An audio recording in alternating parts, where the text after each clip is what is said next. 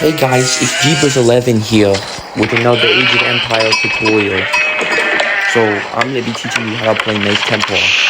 So basically, you want to make sure that you don't have any gold mines because you need to use your valuable wood on the house and the mill. Because as everybody knows, at the start the villagers only eat deer but are not allowed to eat sheep because it's not kosher. So make sure you don't get the gold mine till about now. Okay, so tip 2 guys is you want to make sure your teammate's getting attacked like right here by the flinch, and then you know when to build your second TC.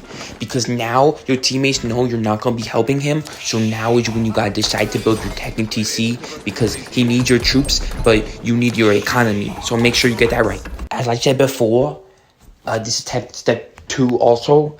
Your second TC is very important, and you really need to get that going to help boost your economy, and it will help your teammates late game, because like nobody likes early game.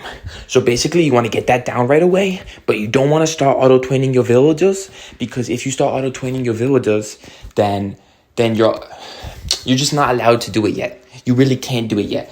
It wastes too much food, and honestly, they remove it from the game. So you're not allowed to start auto-twinning your villagers until about a minute in after you build your second TC, because it's just too unfair, so you don't do it, alright? Like I said before, it's bad to do your auto-twin on your second TC too early because your villagers get bored and they just won't work until like you're a minute later. So you can't do that.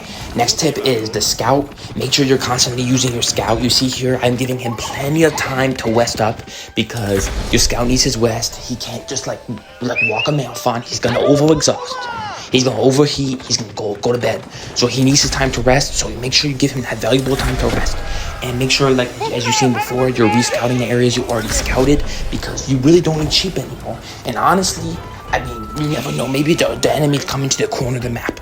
So just make sure you're rescouting only areas you already scouted before, and you're giving your scout plenty of west time because it needs time to west. Like look at here, he gets a good break, and then he'll get a speed boost later on in the game because when he comes back 13 minutes in the game, when I touch him again, he's gonna be very fast scout, and you really need that scout to scout the enemies and rescout the parts of the map you already scouted, like I showed you before. But make sure he gets his rest. I cannot stress it enough. He needs to get his rest, okay? Let him sleep a little bit.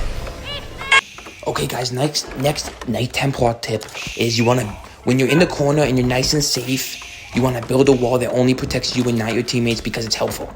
And make sure that really useful wall that you just built, make sure you don't finish it all the way. Like you don't have to finish the other side because the enemy's not even going to check over there. You're good.